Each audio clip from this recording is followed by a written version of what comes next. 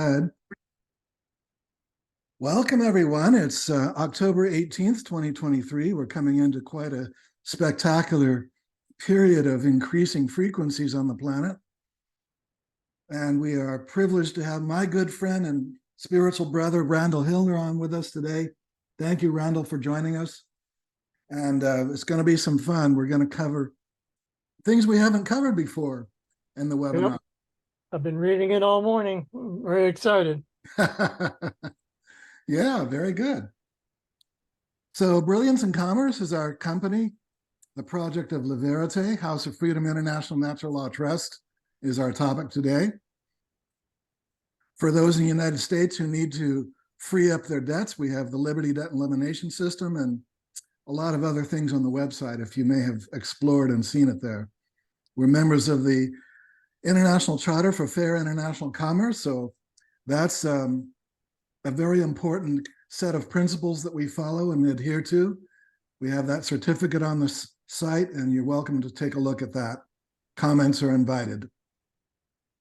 Today, October 18th, our next one, we're going to skip the holiday season. So November, December, have a good time with your family, and then January 17th, we'll have our next meeting with Randall on Zoom.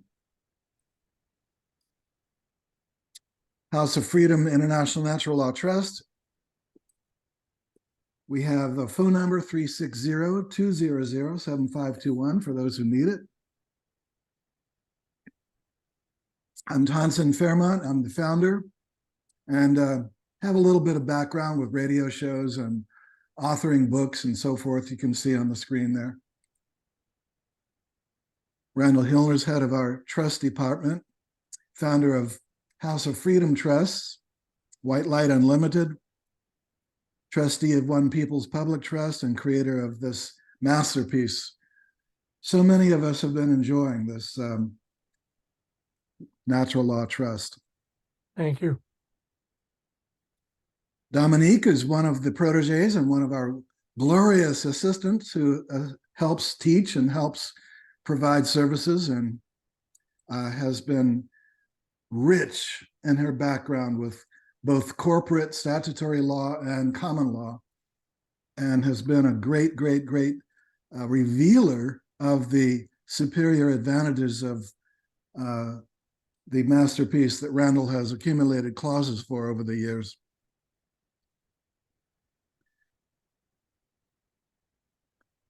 Laurel White also is part of the team. Anytime you can't get a response from Randall, if you need assistance, feel free to contact Dominique or Laurel. But Randall, you've been getting pretty good lately, I think, and taking care of everybody. Thank you. Aim to please.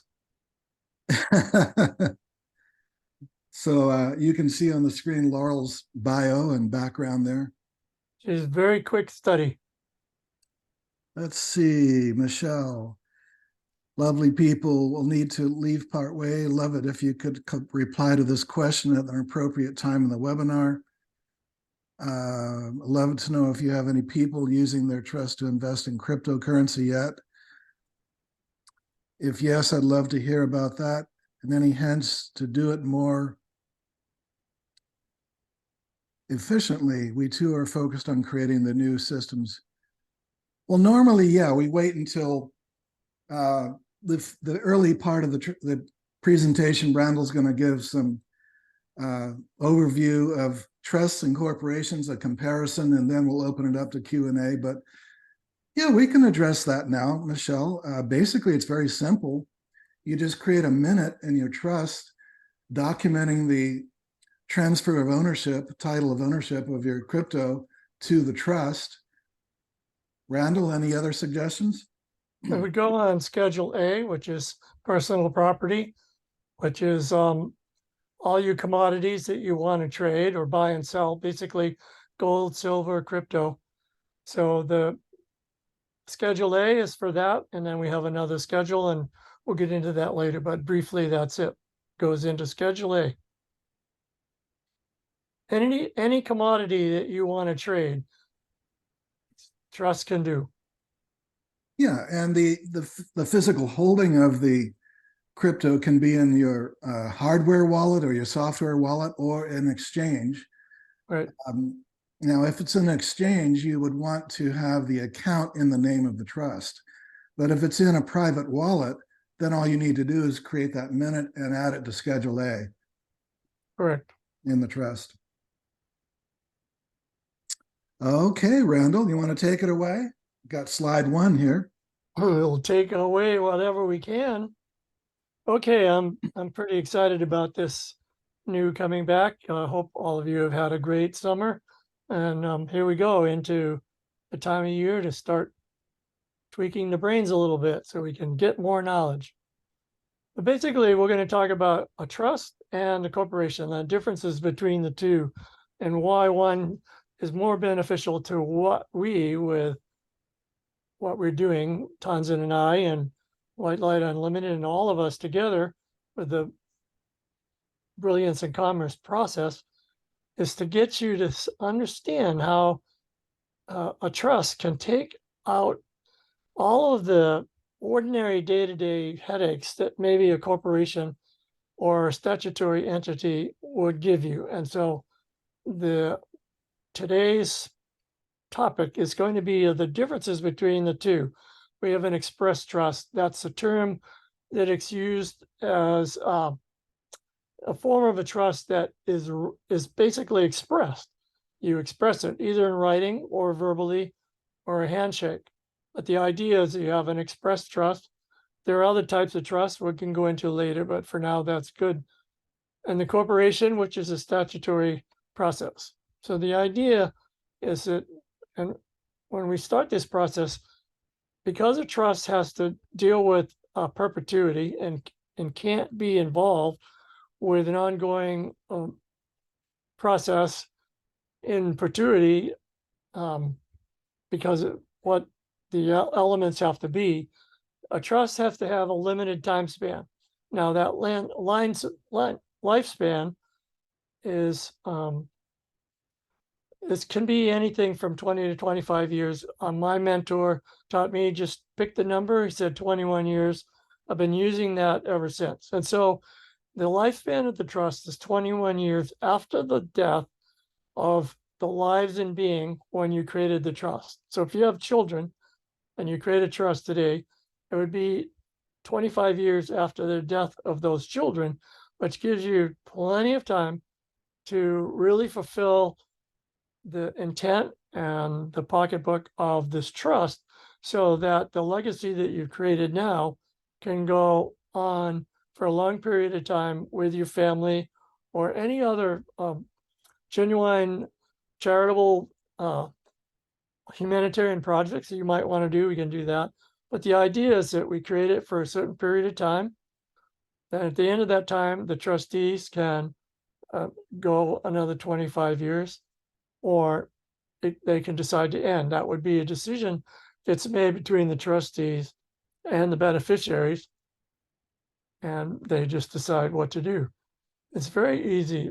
The reason that a trust is really out of that element of the statutory process is because the trust can do what it wants, and it's not governed by the laws of a statutory process.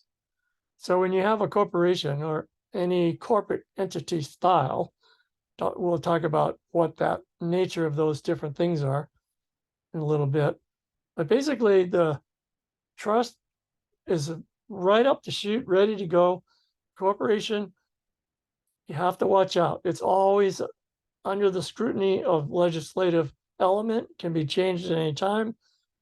You can only change the trust through the use of trustees getting together in a unanimous decision, and they create whatever they want to do. Well, the advantages are significant. You're outside the statutory process, or this is the beginning of what you can do to get outside the statutory process, and then continue into this focused ability to make this trust and the legacy that you want to leave to your family or to humanitarian projects is untouchable. That's the word I like to use. If it's done right, it's untouchable. Now, it's interesting because I just responded to an email 5 minutes ago before we came on And he said, well, what do we do? And how do we make it impenetrable? I said, the most impenetrable process to do is to choose the right trustees and to make sure that that process is long-term investment. So it's obvious. I mean, I've been working in trust law since the mid 80s, and I find it fascinating still. So there you go. That's the beginning. Let's see what we can do for slide number 2. Okay, Randall, that's really good. You're looking good. Would you be so kind as to move your camera down or your head up because your head's near the bottom of the screen? There we go. Yeah, a That's little the higher. feedback I needed. Thank you. Okay, a little spicier, I guess. No. Okay, you got my face. Now we have another slide, maybe. Yeah. Here we go. All right. Govern under equity. What does that mean? It means equity must be taken care of. If there's a process, it has to be dealt with. It's the most subtle law in the world. Trust law has been around since Roman times. The Roman civil law, just reading this morning again, as Roman civil law took the common law of England. We're talking 2,000, 2,500 years ago, and who knows how long before that was happening, that the Roman law created this paradigm, which basically set up the evolution of trust law. And it went on from there, was taken from the Roman process, went all through the world with the Romans, and then eventually ended up in Western Europe, and then was grabbed onto and enhanced in innumerable ways by the people Western Europe, and most specifically in Britain. And the common law of England is commonly whenever we talk about trust, people relate to, oh, it must be common law of England. And the reason is the common law of England came over with the early Americans, and the American system is based on the common law of Europe mixed in with the Roman law of Eastern European. So it's a beautiful mechanism. I've got volumes of books that just continually inspire me with these unique little ideas of how to make something work, which is really hard to do when you're working in the corporate world because of the rules and regulations of legislative law. So we're talking about legislative law, which is always in flux, always changing. And we're talking about trust law, which is pretty well settled. Obviously, there's always new things coming about, but there's great demand for what we're doing. And I think in the 10 years that Tons and I have been working together longer than that, but 10 years we've been with BIC, we've seen a significant growth in the client base that we have. People more and more are understanding that the way to freedom and to sovereignty is to work in the area of trust for your financial process. Okay.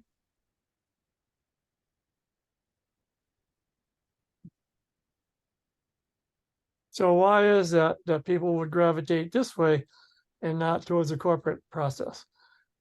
A lot of times the common people, unfortunately, are used to corporations.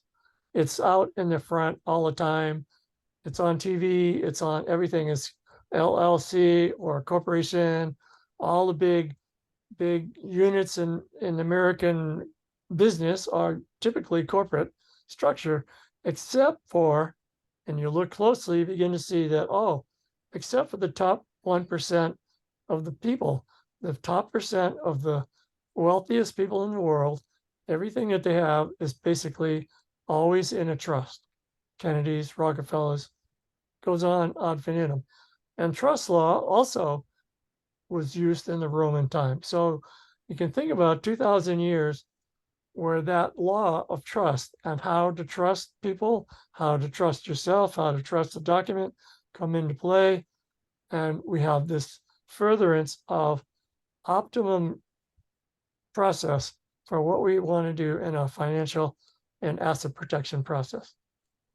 So how's the liability of a trustee determined? It's by the trust document. When you get our document, it's about 40 pages long, plus or minus. And in it are certain sections, and it gives what's going to happen here, who's going to be liable, who's not liable. And that's all in the trust document. It's laid out, section. It's very, very defined.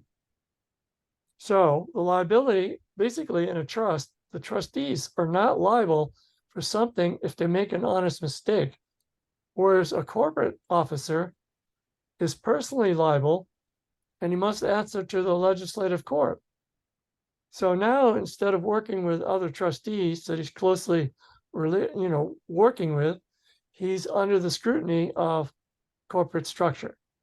So again, we're getting this: one is hard driven by corporate structure, one is determined by the people that you surround yourself with as trustees, managers, and people you want to do business with. Now, it doesn't mean you can't do business with a corporation or any of those things you want to. The trust can do anything any live natural person on this planet today can do. I should include the fact that you must be in a country that supports the unalienable right to contract, because the corporate structure is always unalienable. In other words, if you're in the corporate structure, that inability to be protected is cut down because of a legislative court, whereas the trust document is very clearly defined what the liability of a trustee might be, or even the trust might be. And in it also, the structure is who's going to be responsible if the trust does something wrong. And so there's a full base of coverage when you have the trust document, and there's forms that go with it, et cetera, et cetera. And you have my assistants, and you have Dominique, and you have Laurel, you have Tanzan, and Will Barney, apparently, our new banking professional, is with us, is going to also be involved. And you have this incredible array of people that support you around the brilliance and commerce situation. It's very, very, very powerful package. Okay.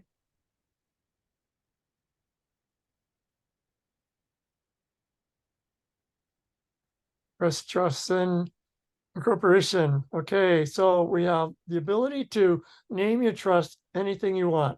All right, you've just put it in the document.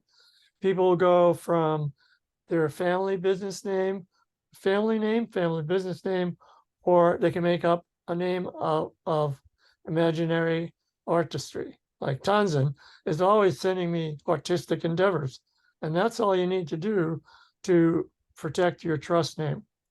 Whereas with a corporation, you have to have, the corporation has to have a fictitious name, and it must register all trademarks. So again, you're up in the legislative process versus the privacy that you get with an express trust. We use the term express trust here only because the chickens have spoken. It's expressed, where it's basically it's an express trust, but we have to remember that I'm talking about a natural law trust with brilliance and commerce. Okay.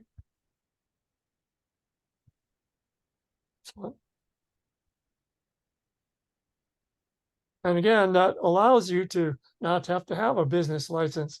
Now, there is a caveat here, because if you're doing a business that is in a field of commerce that does demand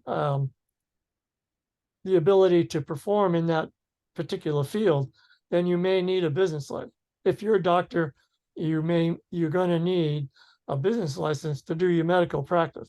However, we have a number of doctors that have taken their business and taken their medical business, and they put that in trust as well. They have their medical degree and they have their business trust, and they're operating really free in the private element. You have a private side and you have the public side, whereas the corporation is always in the public eye. Okay.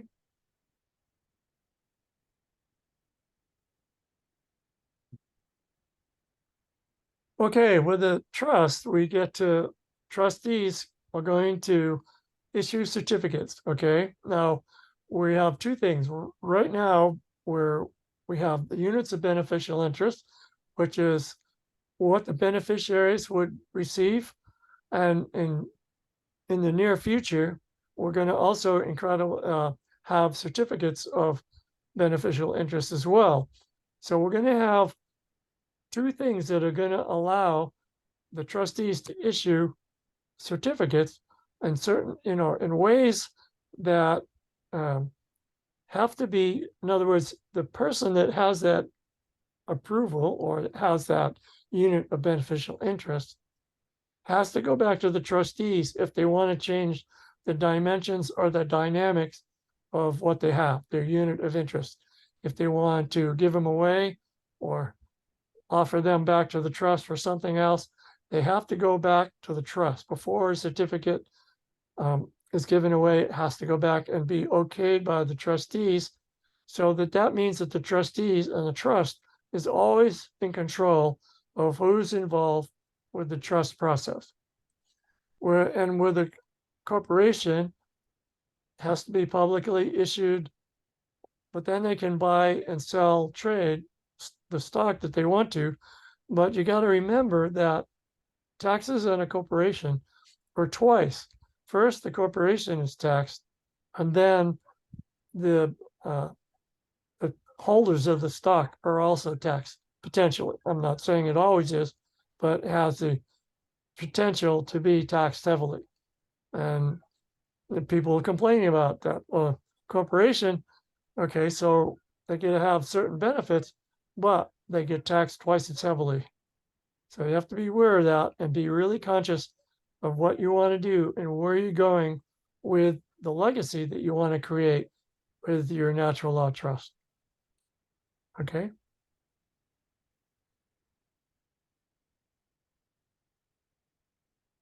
All right, here we go. We can, again, a natural law trust can bring and defend litigation. In fact, if you're a trustee, you are going to be required to be able to bring and defend litigation. Doesn't mean you have to do it yourself. You can always hire a good attorney, and I think there's actually very honest and attorneys that have a lot of integrity. I know that we have some bankers that working with us that have that same integrity. As you know, Tons and I have been around a long time, and our integrity stands since we're still here. So same rules that law and equity.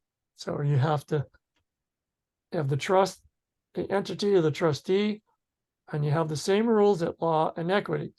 So rules of law are those that are stated already in the law books, and equity is a suit that's brought either for or against the trust. And in a corporation, of course, they can only defend or bring and defend in the corporate name only.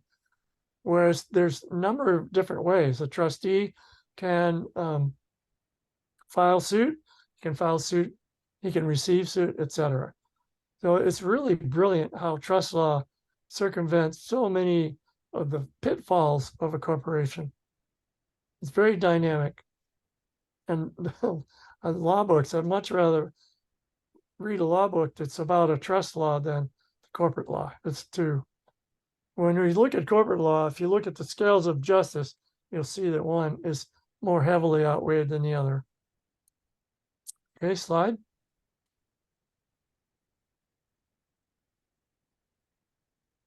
Again, here we have the trustees that can have as much power as they need to do anything that the trust can do. You have basically the trust has the ability to do anything that any real live natural person can do. Whereas corporation, it's only limited to what legislative statutes give them. So it's really interesting how the trustees can make amendments and additions to the trust as long as the beneficiaries are told about it and have understanding of why it's being done. And then the limited ability of the corporate offices to do anything outside of the legislative statutes. It's very, very powerful. The trustees are, it's really significant. And I don't think I'd want to run a business without being in trust at all. Okay.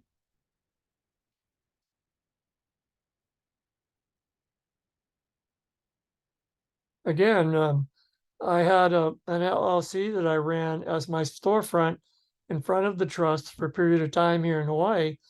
And it's not that I had to pay tax on the LLC, except for an excise tax, which is before profit. And I got really tired of giving the state, the corporate state, 4% of my, potential income.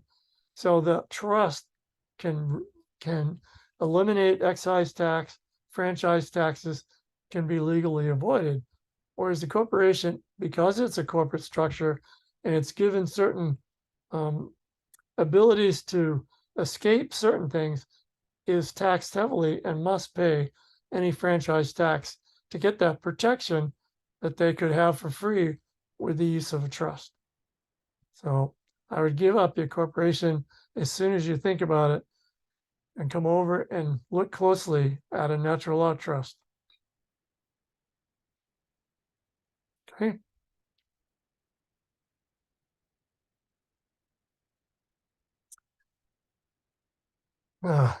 Let's see. Which twin?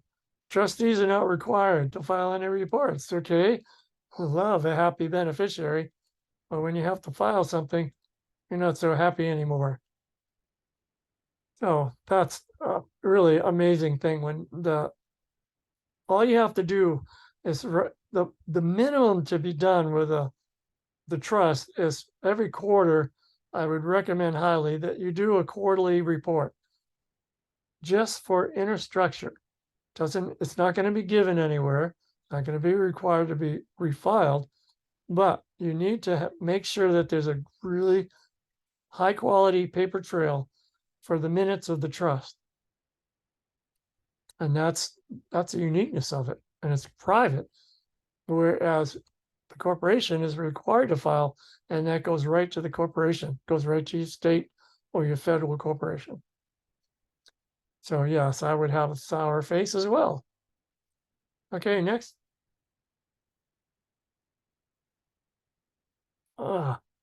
Creative slide functioning.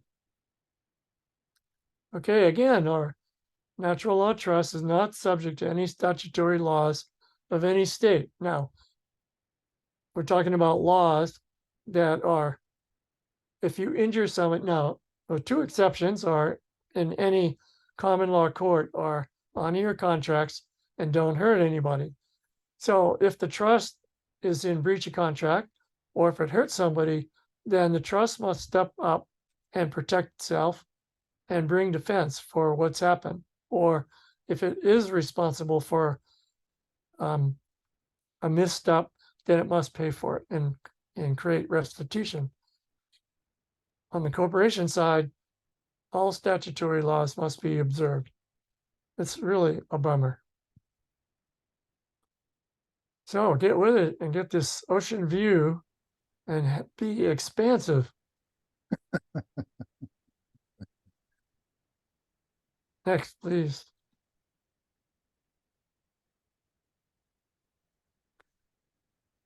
I did this seminar this morning, so if I'm a little excited and I'm running a little fast, it's just because I've been really excited about today's presentation. So here we have an express trust again. It's not commercial to commercial regulation. So okay, commerce. When we're at sea, we can go to sea. We can go in the air. When you're working in commerce, which is interstate commerce, there are lots of regulations, especially as a corporation. Whereas the trust doesn't necessarily come underneath that commercial regulation.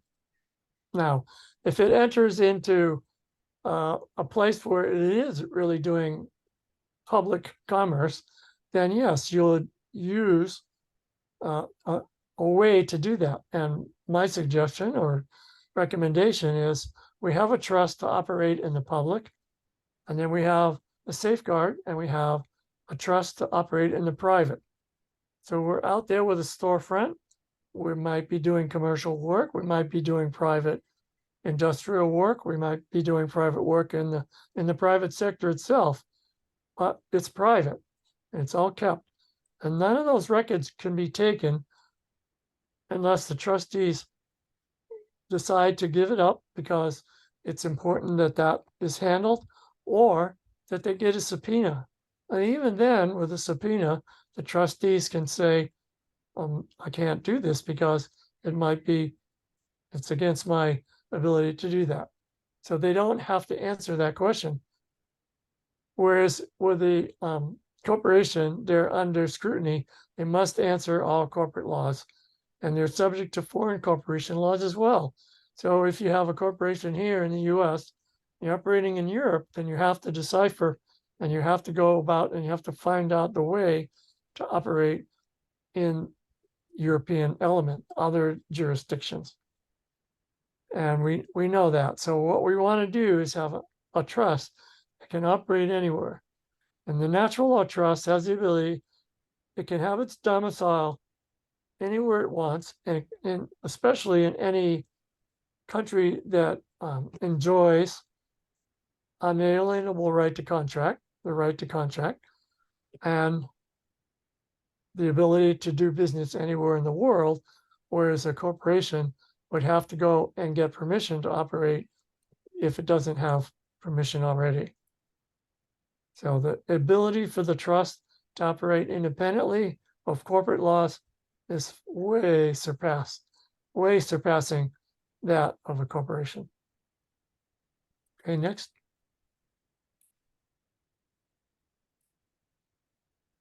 Express trust, no obligation.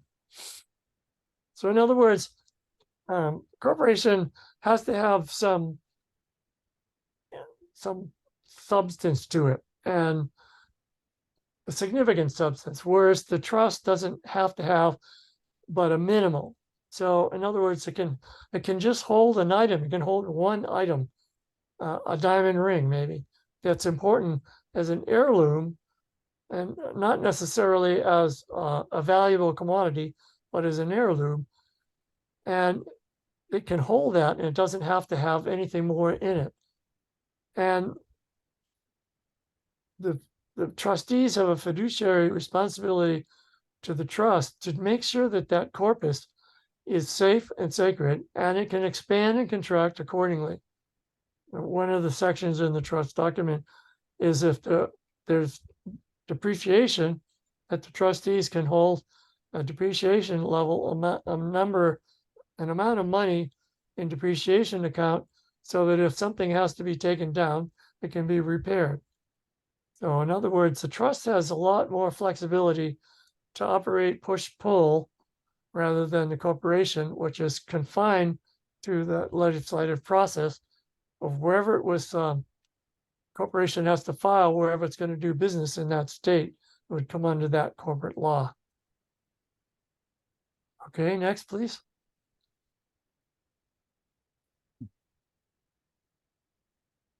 Okay, express trust in the corporation. The units, UBIs, which we just talked about, the certificates. Okay, we'll talk about, basically, these are two elements. The UBIs, if you're a beneficiary, in other words, I have a business and I have a family, and I have a business and my family is the beneficiary, but I have a business and I want to have an investor come in and he's going to invest in a particular project. So to the family, I would give the beneficial interest. To the person that's bringing the investment in, I would give him her certificates so that he has a percentage of the trust as well for that particular aspect of it, but he's not a beneficiary of the whole element of the trust. In other words, the trust may be worth $1 million, but the certificate holder may only have a quarter of that. And so it's all really defined, but allows the beneficiaries to receive full compensation and the certificate holders to receive whatever compensation that they've involved themselves with the trust. So and the holder has no control or the administration of the corpus. So this is really nice because it's up to the trustees to make or break this particular trust.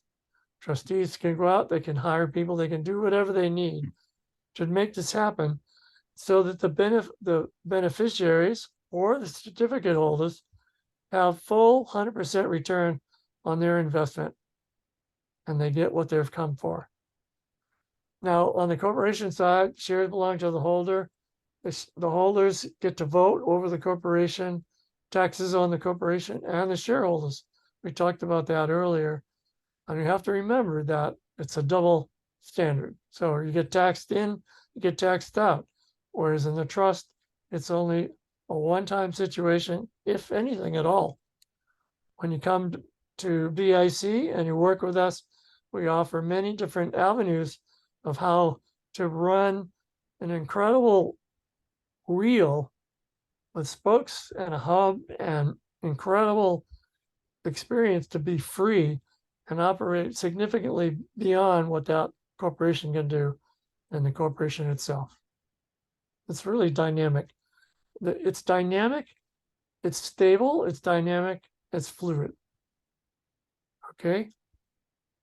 Slide.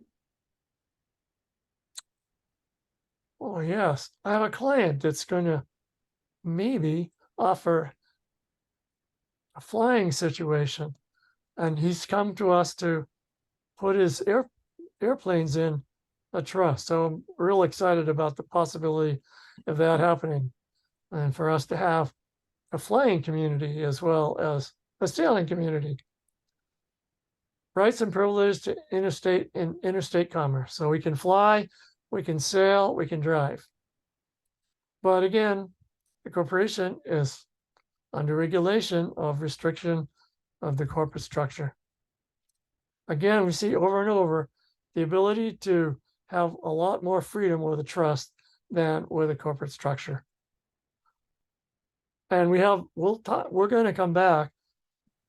And we're going to, I think when we start the new year, we're going to talk about the different spokes that we're going to use to make this wheel really complete. So we're going to take this event today and we're going to turn it into a wheel with hub and spokes in January and March of the next year. I'm very excited about it. I'm going to have you have a wagon that has 4 wheels with lots of spokes and solid hubs. Okay, Sounds great. slide.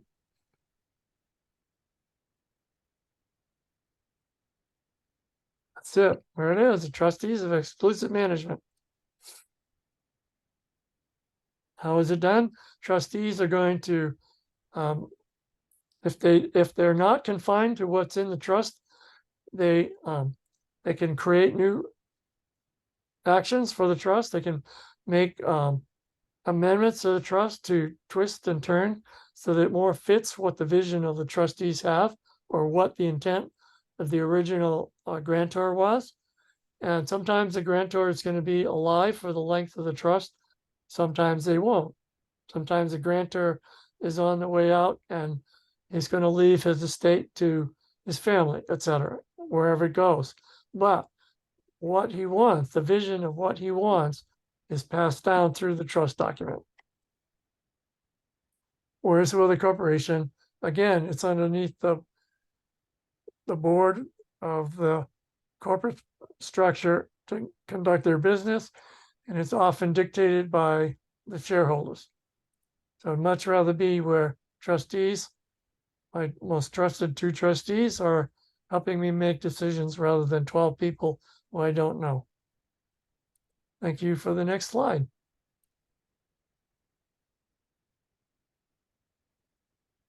All right, now what's really nice is that the beneficiaries are protected by courts of equity. In other words, equity has to be taken care of. And equity must be realized. In other words, if there's an inequality, it has to be fixed. Like we said, the 2 things that a trust would be busted for, if at all, would be if it's in breach of contract, which means either the trust or the trustees are in breach of contract, or the trust itself creates an injury. But those are the only two things that the trust would be liable for, whereas shareholders of a corporation and the corporation itself may be able to be pierced by new laws and regulations that are passed either by a particular state that passes a law that the corporation has to abide by, or if it's a trust, it may not have to be. So again, you're going back to um, an element that is private and condensed and very solid versus a corporation, which is always in the public eye. Much rather work in the private eye. Not that I want to have brown eyes, but private eyes.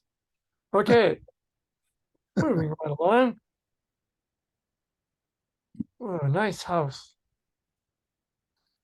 Changes may be made without formality. Let's see, let's go down by the water and let's create a new process. We found something that we want to entertain. We have enough money in the corpus or the structure of the trust. Let's make it work. Whereas with a corporation, it has to go through all the rules and regulations of the corporate structure, and it must be brought, I think, I'm not familiar with the corporation. I think it has to go before the board, always to get an approval. Bicker, bicker, bicker. Let's go enjoy the uniqueness of quiet and flowing water. Okay.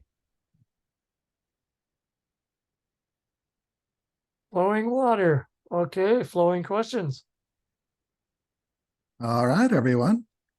If you'd like to say hi to us and be seen and heard, raise your hand or type it into chat.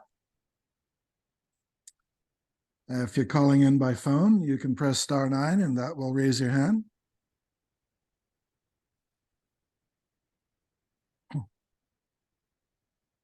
The one question, will you be taking any questions about debt relief, or is that addressed during a separate webinar? You are welcome to click on Contact Us on the website and submit your question there, because we don't do very often webinars on that topic. So yeah, that's a separate venue.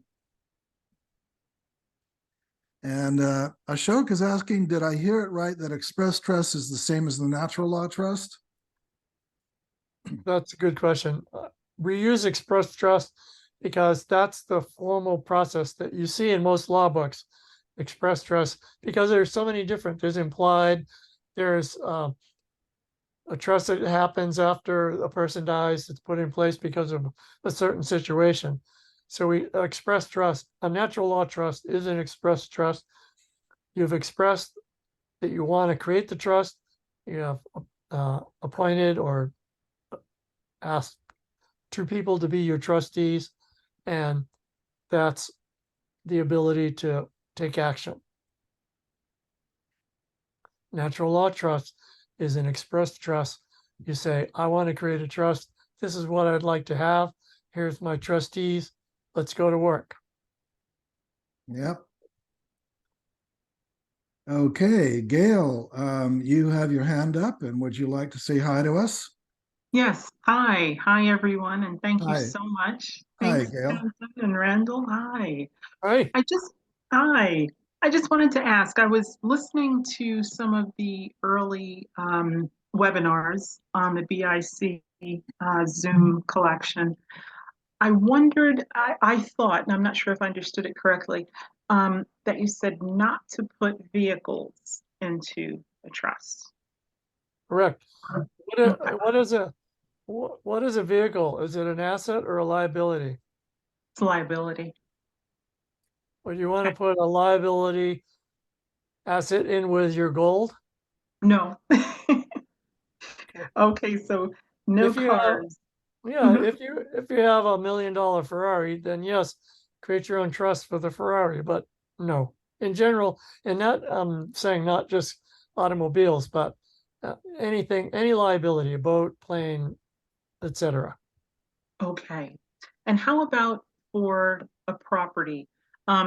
Create a separate trust for each house for a house?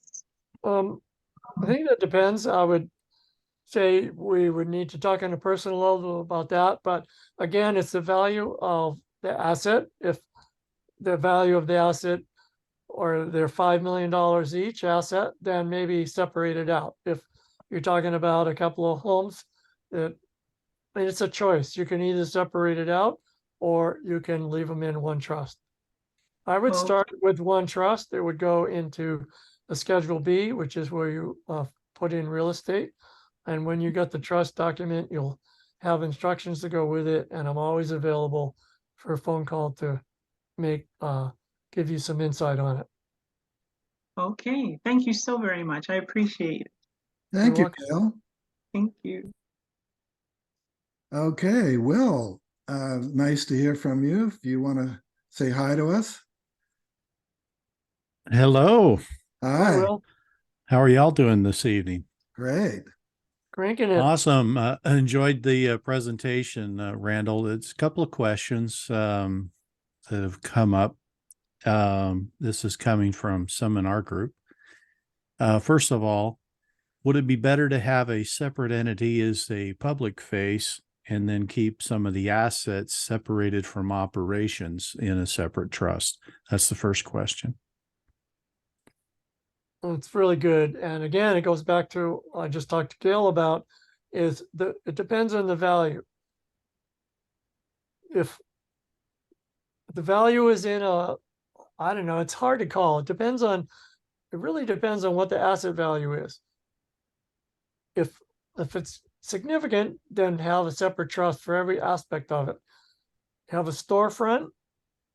I don't know. I've had people that have major businesses and they have it in a storefront, and then the profit or the potential for that comes from that first initial trust, which is in front, and it comes into the back office, the secondary trust, and is taken out of that element of being in the public eye. So let's say that trust makes $100,000, it takes $50,000 and takes it into the back office, and therefore whatever anybody sees in the front office doesn't register. In other words, you're hiding the majority of the asset base away from the public eye. Right. Which This makes whole- sense, the I think, whole, depending on what that is. Yeah. And again, we talked about creating the wheel and the different spokes. Those different spokes can be different trusts depending on what the asset is or what the dynamic is. You might have an asset that's a home, might have an asset that's a business or something else. It doesn't matter. We want to keep on just allowing that wheel to get stronger and stronger by putting our assets in correctly. Okay. The second question that came was, are there any tax implications On, with this type of structure versus with corporation? Yes, there is. yes. Yeah. If the client is within the system, there may or may not be a tax structure. It depends on how you hold the asset. And I'm going to defer that to a private conversation. So let's just say if in a typical trust and a typical public trust, there would be possible tax ramifications. In a private trust, we can show ways around that. I don't want to go into that at this time. That's all. Okay. Thank So you. again, it depends on the action, depends on what kind of storefront you got, and I'd be more than happy to have a private conversation on that. Yeah, we'll talk later. We've got some things we want to cover with you. We'll do that in a private meeting. Thank you. Yep. Thanks, Will. Nice to hear from you. Okay. We have a lot of questions, Randall, accumulating. Let's see. If land is completely owned, how do you convey the property into the trust? And would the land be tax exempt?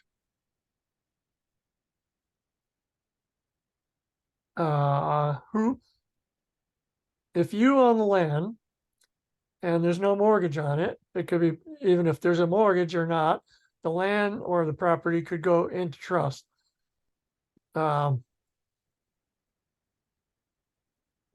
whether there's a property tax on it depends on the mechanism. In other words, there's a whole structure about getting allodial title, which is free and clear title off the tax records. And there's also this land patent deal where we've been entertaining a lands patent. And but that's a different subject. So the trust, if you put it into a natural law trust, the property tax will follow the property. So you may have it in your name and put it in trust, but if you don't have a allodial title, then property tax would follow into the trust. Yes? Okay. All right, Patricia, you have your hand up. Would you like to say something to us? Yes, I would. I want to say this has been a masterful comparison between trusts and corporations, and add a question or two and maybe a perspective or two that might be helpful for people. Statutes only apply to statutory entities. And I believe it has been a trick for us to be encouraged to register our private assets and property in the public, and make ourselves and our property subject to those dead entities. So, Correct. that's what a corporation is. It's a corpse. Right? I've heard that, Patricia. That's excellent. And anything that you register, you are actually giving up ownership of. You can record your interests in things, and that's making a record. If you register something, you're giving up your interest in it. Oh, And that's very significant as well. So I think you want to obviously keep everything private as opposed to putting it in the public and giving up your rights and ownership to your hard-earned efforts and creations. And so your natural law trusts are ideal for all sorts of doing things. Also, I want to maybe shed a little light on the difference between commerce, which is commercial, and trade, which is private. mhm. We as living beings, we can trade with one another. Yes. That can be our efforts, of course, and our creations and our service, as opposed to commerce, that's commercial, that's under a different law form. And so if we can keep ourselves in trade as opposed to commerce, we're more protected too. So those are the things I wanted to bring up. And again, this is just masterful. I'm so thankful this information came to me years ago, and we let our corporations expire and opened a trust. And that's how we've been doing trade as opposed to business or commerce with folks for years now. And I just think it's such a superior entity and format. And the way you have done this is structured beautifully, and the way you've done this comparison is excellent as well. And I thank you for all your efforts and your continuing efforts to expand into new territory too. It's great. Thank you. Thank you. Can I use that quote? Which quote is that? Oh, sure, by all means. Pardon me. Oh, yeah, corpse. When I write corporation, I write I used to do CORP for an abbreviation for corporation, but in working in law, I now do brackets around CORP. Then I do a bracket, SE, and then an N bracket. Very good. Okay. And I would do that in my, documents for court and stuff to designate, because they deal with dead entities and we're living people. So we're in the wrong place when we're in their courts. That's why we're excited about doing our own jural assemblies and getting the people's courts opened again. So So good. Thank you for that information. You bet. And I'd like to have more of what you guys are doing out there. So if you'd send me a little gist of your group, then I would appreciate that. Well, our group, so to speak, is the American States Assembly. We call it Team TASA, the American States Assembly. And this is governance, true governance, self-governance of, by, and for the people. We've claimed it back in America, and all 50 of our nation states are back in session. Well, I'll be doing a session right after this. We are in session, and Wow. we've got a 33-page agenda today for our Nevada General Assembly, and doing really good work for the people. And so people can learn by going to TASA, T-A-S-A, American State Nationals, that's plural, statenationals.org, and learn more about it. Or if you just want to go to our state one, is nevadaassembly.org, and you can learn a lot more too. But this is the people reclaiming our governance that has been usurped and stolen from us. And we've done it peacefully and lawfully, because we are the ones who have to act for ourselves and our fellow Americans. It's freedom by way of knowledge and patriotic action. It's very exciting. Excuse me. I just slipped. Oh dear. Are you all right? I'm fine. Is my face in the, I can't tell what I Yes, your look like face in is the back computer. on the bottom there. Move your camera down a little bit, Randall. I bowled him over with that great information. Good. It fell right on the floor. Oh my goodness. Thank you, Patricia. That's fantastic. We really My appreciate pleasure your indeed. It's just fun to be fellowship. part of the solutions. Yeah. And there's many solutions, but this is a really important grassroots, really, truly. Absolutely. And it's actually getting hope. back to basics. Yes, that's what we do. We are rescuing people out of the sea jurisdiction back home on the land and Right. soil jurisdiction. That's great. Thank you. There's a big difference between human, capital H, small U-M-A-N, and fiction, all cap letters. So are you a real human or are you a fiction? Yeah. So Okay. when we talk about natural law trust, we're talking about real. We're talking about real humans, real people, and real consciousness. Well, next we have Les is asking, it's my understanding I can be both trustee and a beneficiary as long as there is at least one other beneficiary. Is that correct? Yes, no, maybe, and I would have you talk to me before you make a decision on that. The idea is that yes, you lawfully you can be a trustee and beneficiary, but you can't be a trustee and the sole beneficiary because there's no separation. So the idea of the trust is to have separation between you and the asset. And when you put your asset in trust, you have that separation. You can be, you can be a trustee, especially if it's going to your family as beneficiaries. But I really don't encourage you being a beneficiary as well. You could, but also say it's better to have, if you want to be a trustee and a beneficiary, you must at least have a non-related co-trustee. But I really shy away from that. I want you to have an independent trustee and not be a beneficiary, or decide to be the manager and the settler and be a beneficiary.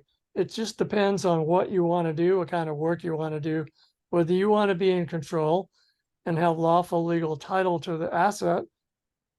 But again, it's not, I don't recommend it. It's just the ability to have friction within the beneficial realm is just too great. What I do is I make people aware that as managing trustee, you have discretion over the assignment of trust assets for trustee compensation, through the spiritual resolution and the housing resolution. So if you have discretion over compensation, why would you also need to be beneficiary?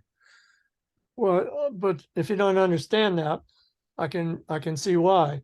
So what we're trying to do is to educate the trustee and the client to say, you got to choose, and these are simple reasons why, and then you make your decision based on that. That's what I just had an email go out 10 minutes before we went on the air. All right, next question. I have someone calling in from an iPad said, I'd like to ask for more info on equity, courts of equity. What does equity actually mean in the natural law trust?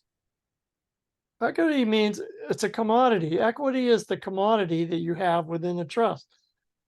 Equity is an ounce of gold or a house or a bank account. It's a commodity, and it demands to be satisfied. In other words, if something happens to equity, equity demands justice in a sense.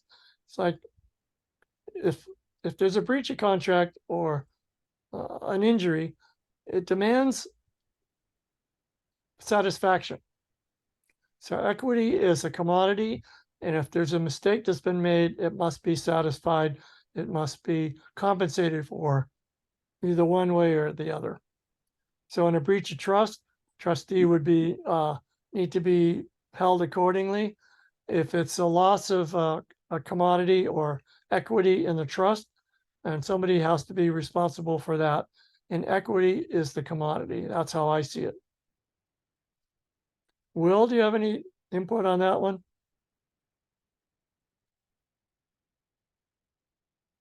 I don't know if he's listening. Okay. So next slide or next question. But I don't really have any more to add than what you said. It's you just got to be careful. Yep. Right. You want to make sure you're in the right jurisdiction for what you're doing. Correct. Yeah. And Patricia alluded to that as well. Yep. Yeah. Dominique could comment more on equity law, but she's not on today's program, I don't think. So Ted is asking, about 10 years ago, my wife and I got a living trust. How is that different from an express trust? Living trust is a revocable trust, and it eliminates probate, supposedly, although it's questionable. And it means that you as the grantor or settler have the ability to change it or drop it or forget it. And even though you put your house in it, if you can take it back, it's called a revocable trust, and it's not an irrevocable natural law trust. So you have to be really clear, and you want to look at your document, and it will say, it'll be clearly state that it's a revocable trust. When you have an irrevocable trust, it has to clearly state that this is an irrevocable trust, and you as a settler cannot take back anything in the trust that you assigned to the trust. And it's a statutory entity. Correct. Yes. Well, and it's statutory, they give it to you so that people to some extent don't necessarily have to go through probate. So on some edges of a sphere out there, let's say some of the wealthy people understand about having a trust to avoid probate, but they don't know enough to avoid tax ramifications on it. So the thing about the irrevocable trust is the grantor, the settler, has given up total control over the asset. And that asset belongs to the trust and the trustees. And so what he does and what the asset does are separate. And since he has no control over it, he gets to enjoy the full benefit of it without having to be responsible for it. Whereas within a revocable trust, it's yours. It's like you have it in your same pantsuit, it's just in a different pocket. So living revocable trusts you can get them online for $100, but they don't give you much of anything that I can see. All right. Osho is asking, if a trustee decides to place a car into a trust that has no other assets, is it better for the trust to be the owner or the lien holder of the car? Well, maybe either. You have to have insurance on the car unless you're going outside that realm. So how much is the car worth? Is it worth $2,500? You have a valuable trust in your hands. And why would you put a car in it? Again, it goes back to the value of the asset. It's tradable, whether it's tradable, whether it really serves, it's serving a purpose to be in the trust or not.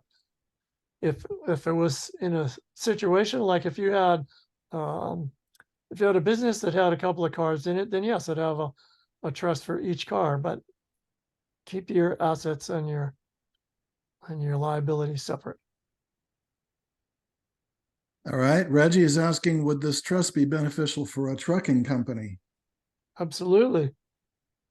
I would have, actually, we have a client on the East Coast that has a trucking company, and there's one for the company and one for the vehicles because they're old and somewhat declined. So he put the vehicles all in one trust, and then but the business is separate from the trucks. The trucks are liability. The business is where the money is, the value is. So again, it depends on the value of the trucks and the business. All right. Ashok is asking, is real estate considered a liability until fully paid off, free and clear? Can a real estate which is under a HELOC be okay to be placed in a non-statutory trust? You can put any property you have in trust.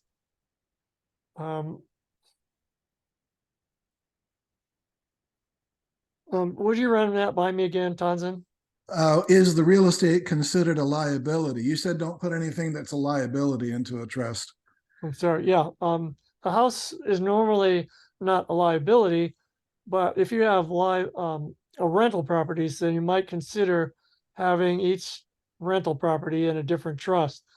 Rental properties are subject to somebody else being on the property and could possibly have liability problems. Not that they're a liability itself. So yes, if you have rental properties, I would keep it out and separate from your asset. And If you have a number of rental properties, then I would have each rental property in its own trust. And he said, can a real estate which is under a HELOC, a home equity loan line of credit, be okay to be placed in a natural law trust? You'd have to run that by the equity company. I usually tell my clients to go to the mortgage holder and say, I'm thinking about putting my house in trust. Is it okay with you that the mortgage follows? And in general, that they are okay with that. But I say check with them, the mortgage company first. Right. And what the trust would own is the equity. Right. Yeah. Yes, if you keep the equity in the trust outside of anything else, then you're saving the equity. JB is asking, with the advent of the quantum financial system coming up where we can leave our funds in the QFS, do you recommend taking some out and transferring to a natural trust? Absolutely, because you're going to have other assets. In other words, all your money may be in the QFS, but that doesn't mean that the assets you have are protected. I'm not sure the QFS is going to hold assets. So you have the QS system. So maybe that's an entity that's non-taxable in a sense of taxes on the dollar, but that equity that you have in the QFS is going to buy property or buy other assets, and you'd want those other assets to be in a trust to be protected. Yeah, as far as I can see, you could have 100% of your QFS assets in a natural law trust. Sure. And it makes for good estate planning. Yeah, it goes back to it's just a different system. Right now it's in a bank. Next year it could be in QFS. It's still is an amount out there that it's not tangible to you until you bring it home. And once you bring it home, you need to protect it. Right. All right, next, Ocean. The title companies are pushing harder for property to be registered because the states are threatening to terminate their license for not making sure we register our property. So I have been trying to figure out a way around it because we have been having issues with land patents recently also. What state? What state? I missed that. Where is the property? Or he didn't say what state. If it's in the US, I mean, you have to register your property in the US. If you change the ownership of property, it has to go to the county office. So, can't quite get why that question is going, but it needs to be registered. But even if it's registered, it doesn't matter whether it's got a mortgage on it or it's a allodial title or anything. The only time you're going to take it out of the county is if you have full allodial title to the property. Then it comes off the tax records. But that's a whole other seminar that we'll do in the spring. Mm-hmm. Yep. Will, you have more to comment on? Yeah, I just had a comment regarding that. There's no law that requires the recording of a deed. No one holds a gun to your head and says, you have to record this. However, they use the title companies as their thugs, because what they do is they threaten to remove their title license if they don't register every property. Yep. You see, so the title companies get put into this situation. I even asked the title company, would you close this transaction and leave the recording to me? And they refused to do it. For that very reason. They told me why. So they're having their license held in jeopardy if they don't register your property. However, in some states, you can find attorneys that can act as the closing entity and choose to do your own recording. So it varies. It's different in each state. Hey, Will, there's an opportunity. Maybe you should open a title company and a natural law trust so it's not subject to corporate laws like that and restrictions. It's an interesting thought, isn't it? Yeah. And we'll make sure that every new home has a hearth in it where you can take the title and put it underneath that hearth and it'll be protected forever. There you go. Record it right in your own kitchen. Power, it's kind of like what Patricia said, the power comes back to the people as we get education, as we come to know that we've always had the right to do this. There is no law that forces us to register anything. And when I challenge some of these entities to show me the law, they just they just right. You know what I mean? they try to skirt around it, but that's the reality. Is they're being forced with the threat of losing their license. It's the same thing with car titles. Sure. The dealership is being threatened with losing his right to sell cars if he hands you the manufacturer certificate of origin. Yep. So yeah, it's the same situation. It's changing though. You got people like Patricia and you and us. We're changing it, shaking it up anyway. I wanted to ask Laurel if you have any comments on this, since you've done a lot of study of the land patent issue and you're on iPad. Yes. Yes. Hi. Hi, Laurel. I've been trying to fix that for a while now. All my other things show up as me and my name, but sorry. Shall I do video? Would that be nice? Sure. It won't let me. Oh. It just says that it's disabled at the moment. Okay, there. Okay. Well, you'd be there. pretty. There you go. Much prettier than an iPad. Hello, everyone. Hi. Hi. A loyal title in the state of Hawaii, everyone's trying to do it, but it's the hardest place to do it because of the Republic and the Hawaiian Republic and the stolen lands and what that means. And the chain of title gets really murky and muddy very quickly when we really look at it.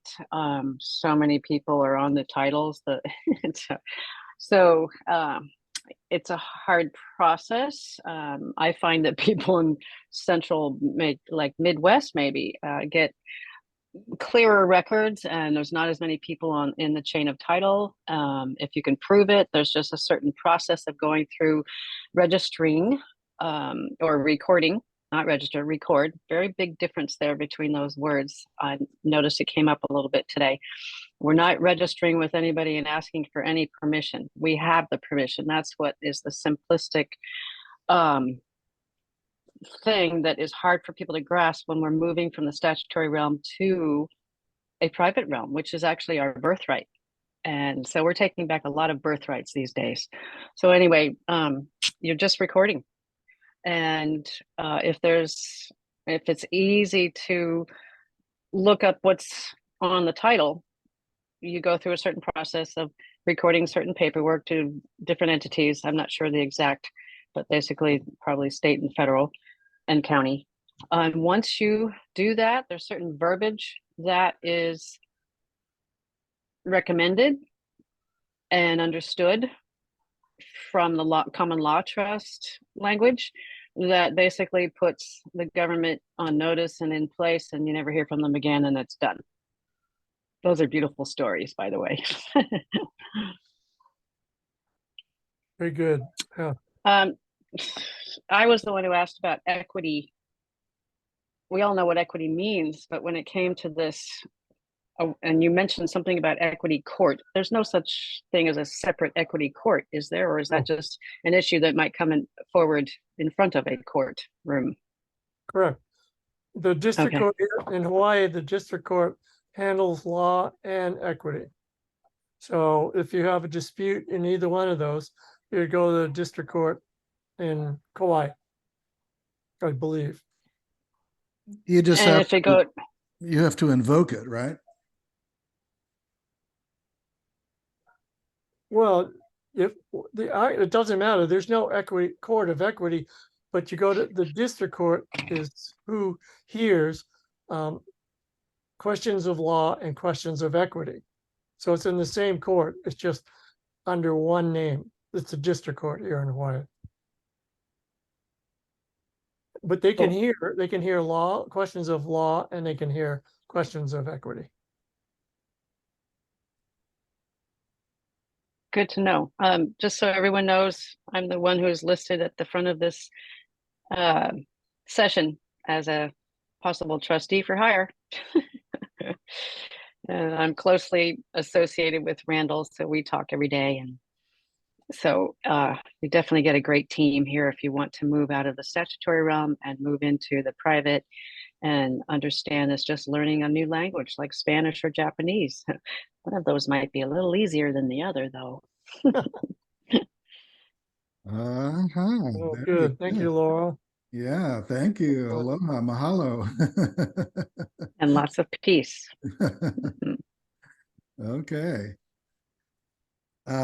We have Patricia wants to say something again, so we can go ahead with you, Patricia, if you like. Thank you again. I appreciate, Laurel, you bringing up the difference again between, and the other folks too, between registering a registration and a record.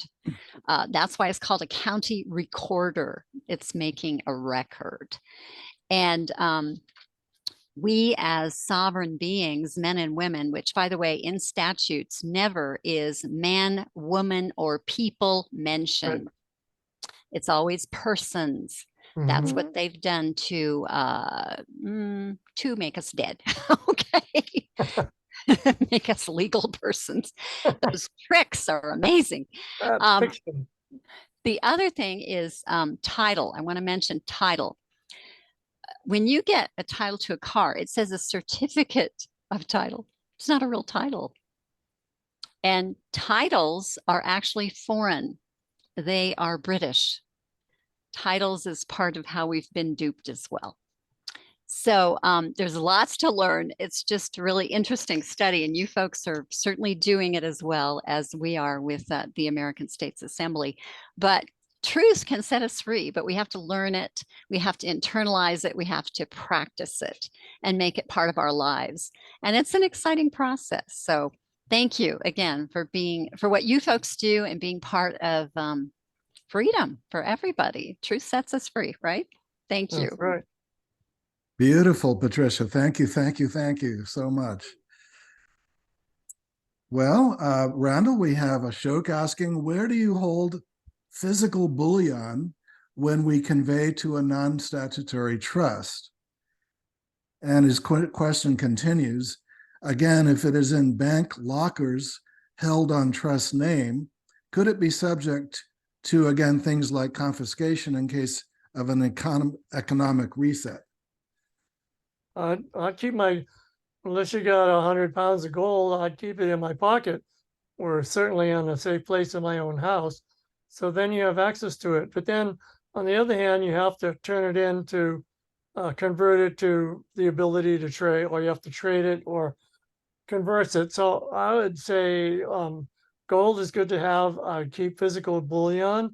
You can't keep gold certificates. There's 2 or 3 outfits that I've been closely with that hold it for you and give you certified accounting for that, the amount that you have with them. So there's many ways to hold gold or any commodity, but certainly keep it in your home pocket, some of it. Yeah. Any commodity, you know, anybody, any of the elite would go in and they have a safe out, they have a safe room with, and you know, one for the money, one for their guns, and one for their alcohol. So that's why the government has an ATF, because they want to control the 3 most prevalent things, the commodities on the US soil. It's a joke. Anyway, we should all have free access. You're right on, Patricia. We should all have free access to whatever commodity we want, as long as we don't hurt anybody and we honor our contract. All right. George is asking, after a trust is formed, can beneficiaries transfer more assets to the trust or only the grantor? Also, can a trustee transfer or donate assets to the trust? That's a good one. I think I've seen that the beneficiary, if you're the beneficiary, you really don't want to put anything back into the trust. Don't take it out, because you're on the receiving end, you're a beneficiary. Either create your own trust for what you receive or use it as you will. The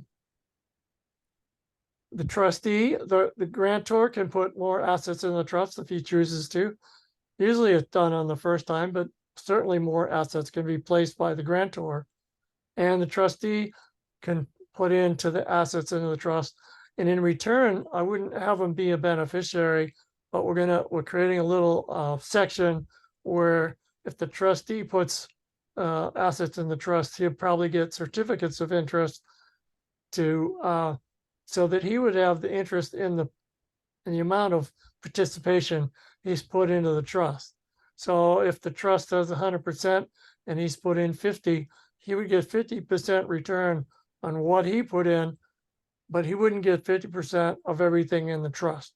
So it's just 2 different separations, but the settlor can put in more assets, trustee can put assets. Actually, other people can put in assets into the trust as well, and they would get certificates. So there are lots of ways that we can line that out and make it available.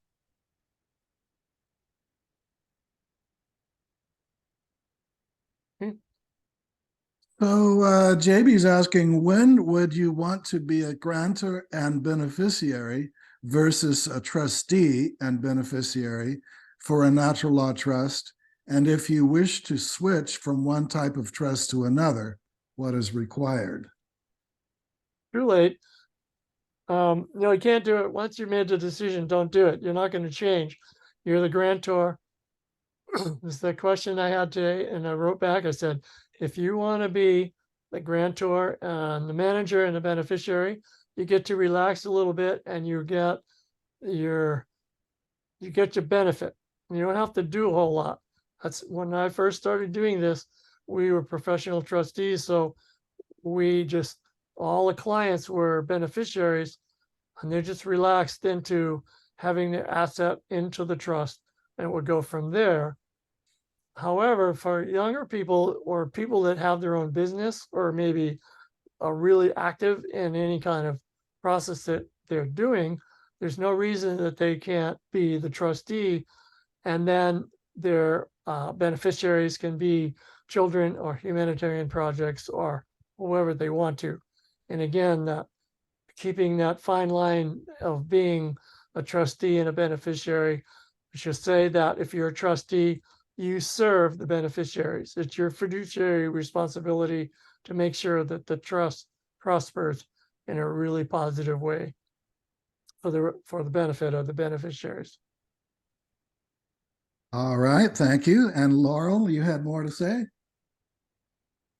Oh, just another quick question, or well, a question and a statement of, as we educate people, I find that some of the simple sounding stuff gets complicated. So I was wondering if Randall would go over the difference between a nominee grantor and a settlor. Good. So we've been using nominee grantor. Okay, let me go step back. Typically, the client comes in and he is the settlor grantor, and we make him the manager and a beneficiary. If he wants to control, he would be the trustee and not be a beneficiary. And I think you just have to decide what role you want to play, whether you want to be up there and running it or whether you want to just relax into it. So the difference between the words, there isn't any, the grantor versus settlor. Well, And if you add the word nominee to it, that seemed to complicate things, even for me a long time ago when I first learned it. I thought, well, what is the difference? Or is there any? Yes, a nominee grantor. Dominique has filled that role for us really well. She's the grantor of the trust, settlor or grantor of the trust, so that somebody else can come in and be the trustee. They'd rather be in that position. The settlor, the client being the settlor, would be the client comes in, he doesn't want to be anything but the beneficiary. So the nominee grantor is somebody that can help create the trust, and on the other sense that the client would come in and be the grantor, settlor. Excellent. So nominee grantor, somebody that we have that can create the trust for you, and you being the settlor is for you to do it yourself. Nominee means in name only, and it's used in corporations too. So it's a common practice out there where you want to put someone as a figurehead who isn't really obligated to put assets into the entity, but that person fulfills that role and plays that role. So it's an accepted position in many types of legal entities. Right. It's kind of, in a sense, it's sometimes like being having a co-trustee. You're the executive trustee and you're really going to be the one to do the work, but you have a co-trustee because you need an adverse or non-related trustee if your family is going to be the beneficiaries. And so we have the ability to set you up either as a settlor or a nominee settlor, et cetera. I mean, it's like a co-trustee is the executive trustee, and the co-trustee can be really a passive trustee and just be there to give that presence of a non-related adverse trustee, but is not going to do a lot of work and can just be there to help support the process of the trust. Hello? Okay. Mahalo. Okay, very good. So Reggie is asking, assets can be sold out of a trust, correct? By whom? And what for? Presumably by the trustees. I'm guessing he's. Well, okay, so I'd ask for that person to come back and add, why would you take something out of the trust? And then I can give a more valid reason. Well, suppose you have a house in the trust and you want to sell the house. Well, the trust would sell a house. Right. You don't own it anymore. So the trust would sell a house. Yes, the trust can buy and sell any of the commodities that are in it. I think that's what he was asking. Yeah. Okay. So yes. The trust would buy and sell everything that you normally do now yourself. Right. About time to wrap it up. Any more questions? Okay, Shirley's asking, greetings, everyone. Great show. Please clarify, can trustee create a compartment for assets they put in and get a certificate?